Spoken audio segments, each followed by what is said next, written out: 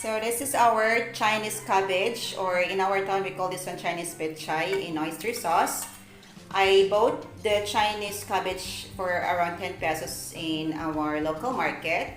Plus the spices, maybe the total is around 10 to 18 pesos. So very cheap and affordable and very tasty and yummy. So this is our Chinese cabbage and oyster sauce. So let's try and do the tasting, and let's try if it tastes good.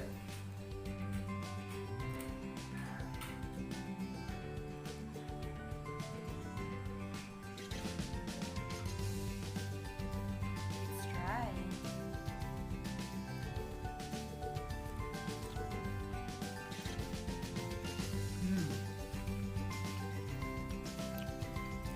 Ang sarap.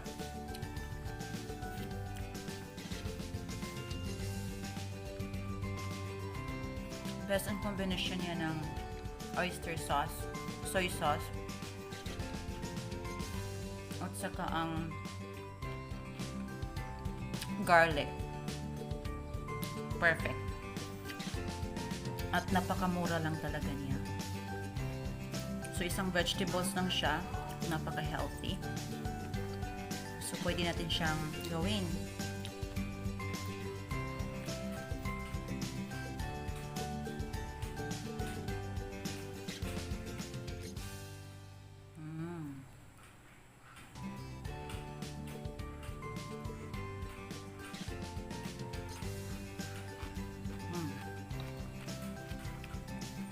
Ang sarap talaga niya.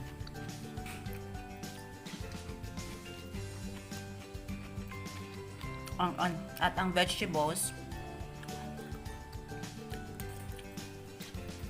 crunchy pa din. Perfect na ulam. That's it for now, guys. And thank you so much for watching. And let's do our shout out na.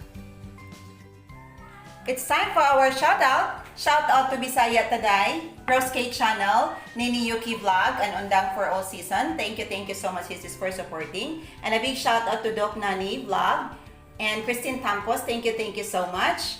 And thank you so much for watching. And don't forget to click like and subscribe and ring the bell button para ma-update kayo sa mga future videos ko. Thank you so much and see you on my next vlog and video. Bye!